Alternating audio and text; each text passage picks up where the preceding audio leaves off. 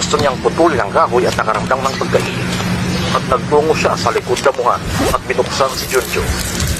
Habang ginadaman niya ang bigat ng kanyang nararamdaman, may kung ano siyang narinig.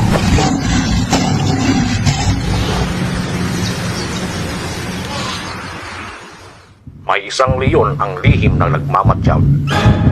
Sobrang kaba niya at nanlisik ang mga mata. At nagkatitigan. Ano ang kanyang gagawin? Run.